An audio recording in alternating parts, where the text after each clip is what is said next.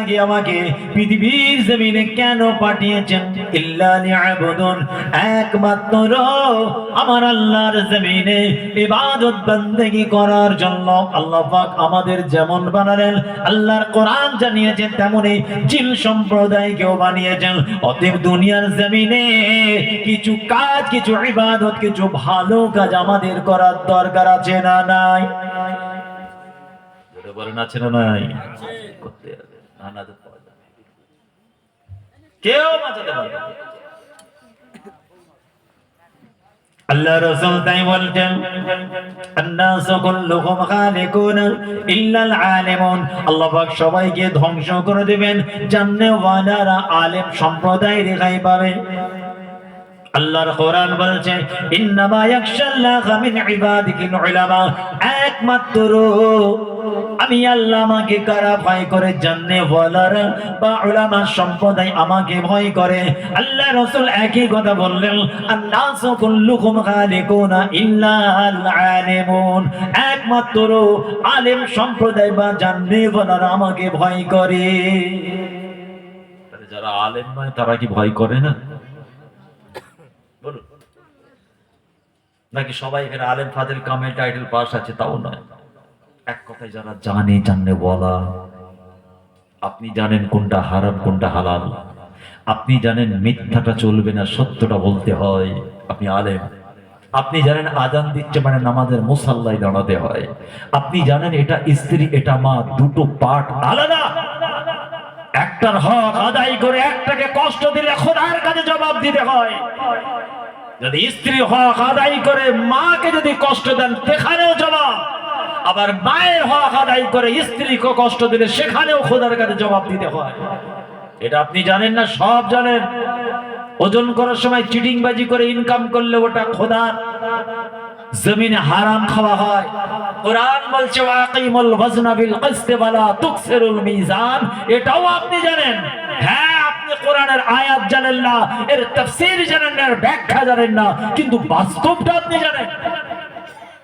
আমিও আলেম, আপনিও আলেম। আল্লাহ বলছেন ব্যবসা যখন করবি দাঁড়ি পাল্লা যেন ঠিক হয়, পাল্লা কম বেশি না হয়, কোরআনের ব্যাখ্যা। আর আপনি জানেন ওজন করার সময় ঠিক দিতে হয়। আপনি তো চৌথি ফেল, মানে 4 ক্লাসও পাস করতে পারেন না, কিন্তু ব্যবসা যখন করছেন কাঁটা ধরছেন মানে কি? দেখে নিচ্ছেন কাঁটাটা ঠিক আছে না ভুল আছে। তাহলে আপনিও তো আলেম। 10 টাকার মাল 100 টাকা চিটিংবাজি করে বিক্রি করা, এটা হচ্ছে অপরাধ, এটাও আপনি জানেন, আপনিও আলেম। তাই রাসূল বলছেন কুল্লুহুম হালিকুনা ইল্লাল আলিমুন। তারপর রাসূল আবার বলছেন ওয়াল আলিমুনা কুল্লুহুম হালিকুনা ইল্লাল আমিলুন। আলেম হলেও হবে না, জাননেওয়ালা হলেও হবে না, আমলকারী আলেম হতে হবে, তবে না জানে। এই কথা বুঝে যাচ্ছে? আলেম হলে হবে না, জাননেওয়ালা হলেই হবে না। 6টা হজ করেছি, 4টে ওমরা, 10টা 5 ওয়াক্তের নামাজ পড়েছি, বড় বড় আমল করেছি, যেমন জেনেছি আমলও করেছি। হারামকে হারাম বলে বর্জন করেছি, খাইনি। হালালকে হালাল মনে করে বুকে জড়িয়ে ধরেছি। মাকে মা মনে করে খেদমত করেছি। বাপকে বাপ মনে করে তার নিয়ামত মনে করে বাপ মার হক আদায় করেছি। মাসুম বাচ্চাকে স্নেহ করেছি, স্ত্রীর হক আদায় করেছি, পাশাপাশি ঘরের বাইরে অসহায় দুস্থ তার চোখের পানিও মুছিয়ে দিয়েছি। আপনি দুটোই করেছেন, আপনি জানেন এবং আমলও করেছেন। আবার আওকাতিস সালাত জামাতের সঙ্গে আদায় করে গভীর রাত্রিতে উঠেও আল্লাহকে সাজদা করেছেন। কিন্তু নবী বলছেন ওয়াল আমিলুন ওয়াল আলিমুনা কুল্লুহুম হালিকুনা ইল্লাল আমিলুন। জাননে হলে হবে না, আমলকারী জাননেওয়ালা হতে হবে। বুঝতে পারছেন? ক্লিয়ার হয় না? আপনি হাজী সাহেব, আমলকারী হাজী হতে হবে। বোঝা গেল? আপনি ইমাম সাহেব, আমলকারী ইমাম, আমলকারী হতে হবে। আপনি তাহাজ্জুদ পড়েন, ইশরাক পড়েন, দান খায়রাত কুরবানি করেন, বড় বড় ইবাদত করেন, জানেন আমল করেন না। আবার অনেকে আমল করে জানে না। আপনি সব বোঝেন কোনটা হারাম, কিন্তু হারাম ছাড়েন না। আপনি জানেন এটা হালাল, হালাল খান না, আপনি ধরা পড়বেন। আপনি জানেন এটা সত্য কিন্তু মানেন না, আপনি জানেন এটা মিথ্যা, ওটাকে সাপোর্ট করেন, আপনি ধরা পড়বেন। সুদকে হারাম জানেন, ঘুষকে হারাম জানেন, ব্যভিচারীকে হারাম জানেন, কিন্তু মানেন না, আপনি ধরা পড়বেন, আপনি জানেন জাহান্নামী। তাহলে দুটো পার্থক্য বোঝা গেছে। এলেম থাকলে হবে না, আমল চাই, জানতে হবে, আমল করতে, প্র্যাকটিক্যালি রূপ দিতে হবে। জানার নাম ইসলাম নয়, এদিকে তাকা, জানার নাম ইসলাম নয়, জানার পরে 100% পায়রবি ইবাদত আমলে জিন্দেগির নাম হচ্ছে ইসলাম। যদি বলুন সুবহানাল্লাহ। পাঁচ ওয়াক্ত নামাজ সব ধর্ম বর্ণের মানুষ এখন বুঝে গেছে। তোদের যে 5 বার আজান হয় না, ওই দুপুরে একটা হয়, কোনটা জোহর, একটা ভোরবেলা হয়, ও জানে ওটা ফজর, সন্ধ্যাবেলা একটা হয়, হয়তো আওকাতিস সালাতের অ্যাপ্রোপ্রিয়েট নাম জানে না, কিন্তু ওরাও জানে 5 বার আজান হয়, 5 বার এরা মসজিদে সাজদা করতে যায় বা নামাজ পড়তে যায়। আর আপনি বলছেন আমি জানি না। কথা হচ্ছে যখনই ফেরেশতাকে বলবেন ও ফেরেশতা মেরুনি, আমি জানি না, 5 গুণ স্টাইল বাড়বে মারা। জানি না, তুমি এটা জানো না, 500 টাকার নোট গন্ডগোল কিনা ঠিক হাতে দিয়ে ধরে ফেললে, হ্যাঁ কি ফুটবলের ভিতরে ডিম ঢুকলো কেন, ওটা খুব ভালো জানো তো। ডিমের চপ কি উপর থেকে ডিম দেখা যায়? এই হাসছে চাচা, ডিম দেখা যায় কি চপ? যেমনি হাত দিয়ে পাঁচ করে বলছে ডিম কয়, বলে ভিতরে আছে, ফেড়ে ফেললেই তো ডিম। ও আচ্ছা আচ্ছা ঠিক আছে, এটা তোমার টনটনে জ্ঞান আছে। হ্যাঁ, কোনটা 2G কোনটা 5G 4G ওটা খুব ভালো বোঝেছো। টাওয়ার কখন ধরছে না সেটা খুব ভালো জানো। আর তুমি এটা জানো না, ওজন করার সময় ওজনটা ঠিক করতে হয়। কে গোস্ত ফ্রিজে রেখে 4 দিনের গোস্ত বার করে বললো কালকে জবাই করেছে, 1 নম্বর মাল 250 টাকা কেজি। আল্লাহর কি রে, তো তুই আমার বন্ধু, চাষতো ভাই 50 টাকা কম, 200 টাকা কেজি। এটা টাটকা গরুর গোস্ত, ফ্রিজে 5 দিন ধরে ডিপ ফ্রিজে রাখা আছে। এটা হচ্ছে প্রতারণা। নবী বলছেন যে আমার কোন উম্মত আর একটা উম্মতকে ঠকালো, প্রতারণা করলো, আমি রাসূল বলছি ও আমার দলভুক্ত নয়, মানে আমার উম্মতের বাইরে। প্যারে হাজিরিন, এটাই বলছি, যা করছেন করুন, হালাল পথে করুন, সৎ পথে করুন, ন্যায়ের পক্ষে করুন। যে কাজটা করলে আল্লাহ আল্লাহ রাসূল খুশি করুন। আগে জিজ্ঞাসা করুন নিজেকে, এই কাজটা করলে আল্লাহ খুশি হবে, আমার নবী খুশি হবে?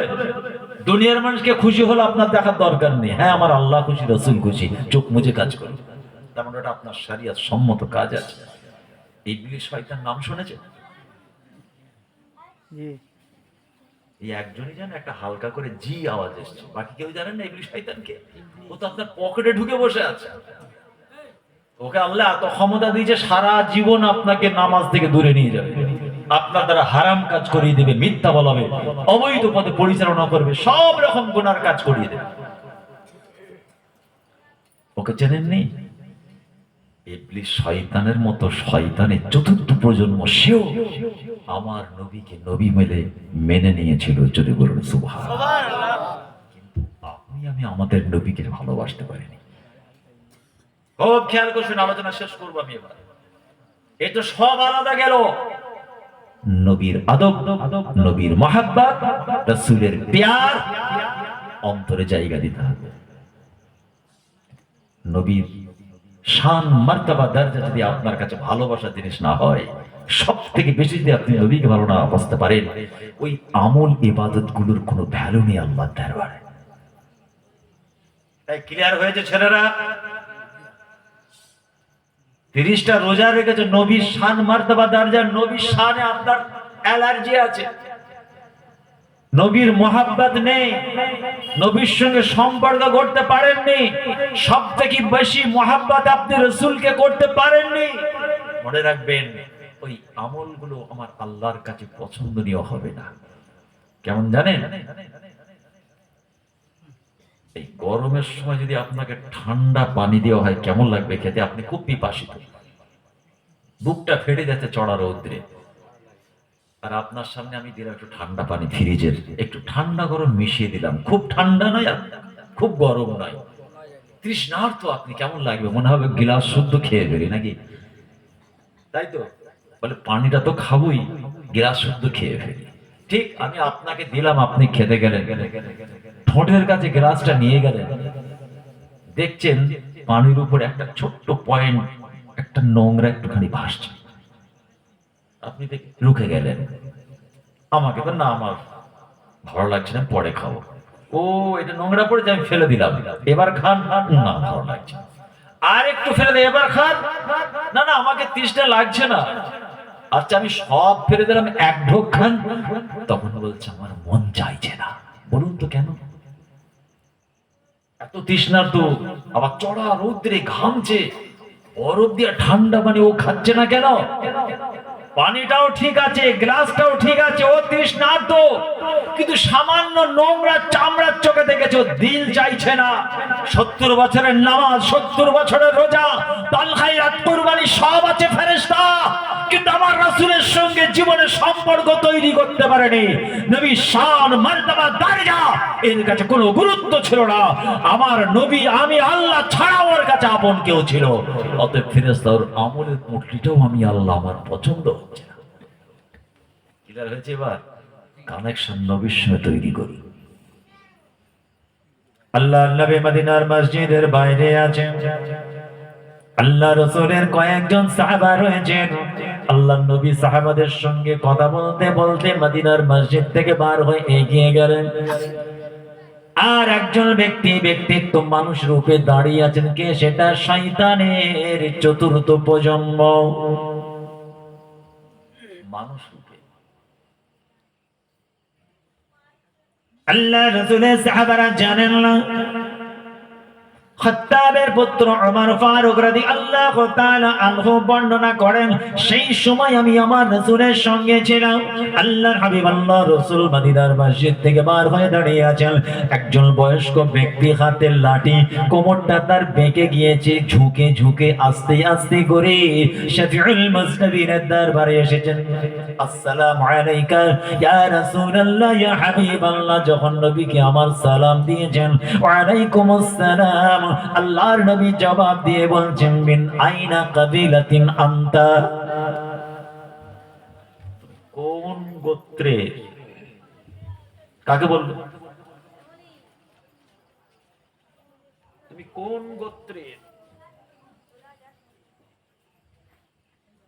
কিন্তু তখনও জানেন না এ হচ্ছে ইবলিস, শয়তানের চতুর্থ প্রজন্ম, জানেন না। ওমর ফারুক বলছেন আমিও জানি না যে ওটা ইবলিস, শয়তান চতুর্থ প্রজন্ম। মানে বাপ, তার বাপ, তার বাপ হচ্ছে ইবলিস শয়তান। কোন ইবলিস শয়তান জানেন? আপনার আমার সপ্তক বন্ধু লোক তো নাকি? হাও বলে নাও বলে না, কে আমাদের বন্ধু লোক তো নাকি? হ্যাঁ কে হ্যাঁ বললো? জি হ্যাঁ বললো। সর্বনাশ করেছে, মুশকিল হয়ে যাবে। সব থেকে আউযু বিল্লাহি মিনাশ শাইতানির রাজিম, আমরা আল্লাহর কাছে পানা চাই মারদু শয়তান থেকে। শয়তানের নোংরা আক্রোশ, তার চক্রান্তের শিকার থেকে বাঁচার জন্য আল্লাহর কাছে চাই।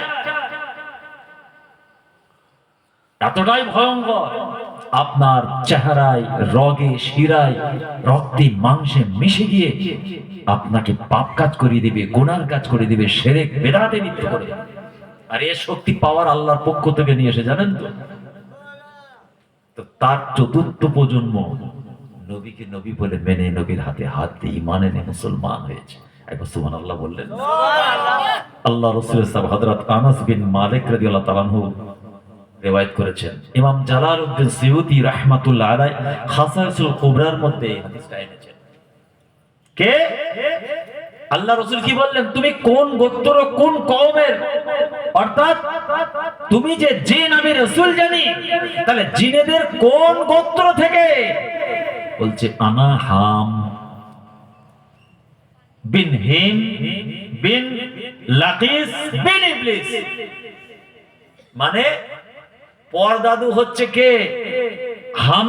বলছে আমার নাম হাম, আমার কে? বাপ হলেন কে? হিম। দাদু হলেন কে? আবু লাকিস। পরদাদু কে? ইবলিস, শয়তান। মানে ইবলিস শয়তানের চতুর্থ প্রজন্ম। আল্লাহ নবীর সঙ্গে কথা হচ্ছে, ওমর ফারুক বলছেন আমি আছি। তোমার বয়স কত? আল্লাহ নবী বলছেন তোমার বয়স কত? বলছেন আমি ওই হাবিল কাবিলের যে ব্যাপার ছিল, এক ভাই আর এক ভাইকে কে দুজন লড়াই হয়েছিল তো, সেই পিরিয়ডটা আমার মনে আছে, তখন আমি খুব ছোট। কে বলছে? আনা হাম বিন হিম বিন আবুল আকিস বিন ইবলিস। মানে ইবলিস শয়তানের চতুর্থ প্রজন্ম। হাম বলছে এই যে জিন রাসূলুল্লাহ দরবারে এসেছে, সে বলছে আমি তখন বাচ্চা শিশু। কত আগেকার জমানা। শুধু তাই নয়, তিনি বলছেন হযরত ইব্রাহিম আলাইহিস সালাম, ইয়াকুব আলাইহিস সালাম, ইউসুফ আলাইহিস সালাম, মুসা আলাইহিস সালাম, ঈসা আলাইহিস সালাম প্রত্যেকের কাছে আমি গিয়েছিলাম, তাদের সোহবত পেয়েছি। জোরে বলুন সুবহানাল্লাহ। তো সেই সময় আমাদের নবী কোথায় ছিলেন? ঈসা নবীর পর্যন্ত আমাদের নবী হিন হায়াতে সশরীরে মা আমিনার জিন্ন কুটিরে রাসূল আসেননি। পিরিয়ডটা কার চলছে? ঈসা নবী। ওমর ফারুক এবং আরো সাহাবারা ছিলেন, শুনছেন কথাটা। বয়স তাহলে কত আপনারা অনুমান করেন? ইব্রাহিম নবীর সময় থেকে ঈসা নবী পর্যন্ত সব নবীদের কাছে উঠা বসা, যাওয়া আসা, তাদের সোহবত, সেই নবীকে ভালোবাসার সম্পর্ক তৈরি করা আমি করেছি। আর কি ক্বালা ঈসা বিন মারইয়াম ইল্লাকিতা মুহাম্মাদান ফাকরা আলাইহিস সালাম মিন্নি। বলছে ইয়া রাসূলুল্লাহ, ইয়া হাবিবাল্লাহ, জীবনের শেষ ঈসা আলাইহিস সালাতু ওয়াস সালামের সঙ্গে আমি যখন ছিলাম, আমাকে ঈসা নবী একটা কথা বলে গিয়েছিলেন, যদি তুমি তোমার জিন্দেগিতে যদি মুহাম্মদ রাসূলুল্লাহর সঙ্গে মোলাকাত হয়, আমি ঈসা বিন মারইয়াম আলাইহিস সালাতু ওয়াস সালাম আমার পক্ষ থেকে আমার সালামটা শেষ নবীর কাছে পৌঁছে দিও। জোরে বলুন না সুবহানাল্লাহ। এই জোরে বলতে পারেন না? আহারে আমার রাসূলের চোখ ভরা পানি। আমার রাসূল জবাব দিলেন ওয়া আলাইকুমুস সালাম। আল্লাহর হাবিব আল্লাহর রাসূল কি বলেছিলেন? ঈসা নবীর সালামের জবাব দিয়ে বললেন, আয়া সাহাবারা, আল্লাহ পাক আল্লাহ রাব্বুল আলামিন তোমাদের নবীর কত বড় শান মার্তবা দরজা করেছেন। আল্লাহ পাক ধ্বংস করে দিক, বরবাদি হোক ইবলিস শয়তান। তুমি আমার নবীদের উপরে অত্যাচার করেছো, তাদের উম্মতদের প্রতি। শুধু তাই নয়, উম্মতে মুহাম্মাদী তাদেরকেও তুমি বরবাদ করবে। তবে শুনে রেখে দাও, তোমার পরে তোমার তারপরে তার ছেলে চতুর্থ প্রজন্মকে পর্যন্ত আল্লাহ পাক আমি মুহাম্মদুর রাসূলুল্লাহ আমার হাতে হাত দেওয়ার তৌফিক দান করেছেন। ঈমান এনে মুসলমান হয়ে গিয়েছিল। আল্লাহ শুকরিয়া বারবার আদায় করছেন আমার রাসূল। এবং ঈসা নবীর সালামের জবাব দিয়ে দিয়েছিলেন। আল্লাহ রাসূল বলছেন, তুমি আমার কাছে কেন এসেছো বলো? আল্লাহ নবী শুকরিয়া আদায় করছেন, আলহামদুলিল্লাহ, যে আল্লাহ পাক ইবলিস শয়তানের মতো ভয়ঙ্কর শয়তান খব্বিশের চতুর্থ প্রজন্মকেও আমার গোলাম বানিয়ে দিয়েছেন। জোরে বলুন সুবহানাল্লাহ। তুমি আমার কাছে কেন এসেছো? হুজুর, আমি আপনার কাছে এসেছি আপনার হাতে হাত দিয়ে ঈমান এনে মুসলমান হব এবং আমাকে কোরআন পাক তেলাওয়াত করা। আল্লাহ নবী তাকে 10টা সূরার দর্স দিয়েছিলেন। 10টা সূরা, 10 সূরা। আল্লাহ মানে নবী সাল্লাল্লাহু আলাইহি ওয়াসাল্লাম 10 সূরারে 10টা সূরা আল্লাহ নবী তাকে শিক্ষা দিয়েছেন। ইদা শামসু কুবিরাত, এই ধরনের কিছু আয়াতে কারিমা এবং সূরা শিক্ষা দিয়েছিলেন। আমার কথা হলো, সবাই আমার নবীকে ভালোবাসলো, কুল কায়নাত আমার রাসূলকে ভালোবেসেছে। আল্লাহর নবী তাই জানিয়েছেন, তোমরা ততক্ষণ পর্যন্ত পাক্কা ঈমানদার মুমিন মুসলমান বলে আল্লাহর জমিনে দাবি করতে পারবে না। লা ইউমিনু আহাদুকুম হাত্তা আকুনা আহাব্বা ইলাইহি মিন ওয়ালিদিহি ওয়া ওয়ালাদিহি ওয়ান নাসি আজমাইন। যতক্ষণ পর্যন্ত তোমরা নিজের বিবি ছেলে বাল বাচ্চা বাপ মা আত্মীয় স্বজন প্রতিবেশী ওয়ান নাসি আজমাইন, শুধু তাই নয় সমস্ত মানুষের থেকে এবং টাকা পয়সা ধন দৌলত যা কিছু আছে সব থেকে বেশি মহাব্বত যতক্ষণ পর্যন্ত আল্লাহ রাসূলকে হৃদয় দিয়ে ভালো না বাসতে পারো, লা ইউমিনু আহাদুকুম, আমি রাসূলুল্লাহ বলছি তোমরা এখনো খাঁটি মুমিন মুসলমান না। সব থেকে বেশি মহাব্বত কাকে হবে? আমার রাসূলকে। আল্লাহ রাসূলকে নিজের জানের থেকে, মালের থেকে, টাকা পয়সা ধন দৌলত সবার থেকে। কথা বুঝে গেছে? যদি আল্লাহ রাসূলকে হৃদয় দিয়ে ভালোবাসতে না পারেন আপনি খাঁটি মুমিন হতে পারবেন না। হাতে ধরে বলে যাচ্ছি ভাই হিসেবে, ছেলে বাবাজি পীরের হাওলাদ হিসেবে বলে যাচ্ছি, বাপ মার খেদমত করেন, প্রতিবেশীর হক আদায় করুন, মানুষের সঙ্গে জবরদখল মস্তানি গুন্ডাগিরি, মানুষকে কষ্ট দেবেন না, মানুষের প্রতি অবিচার করবেন না।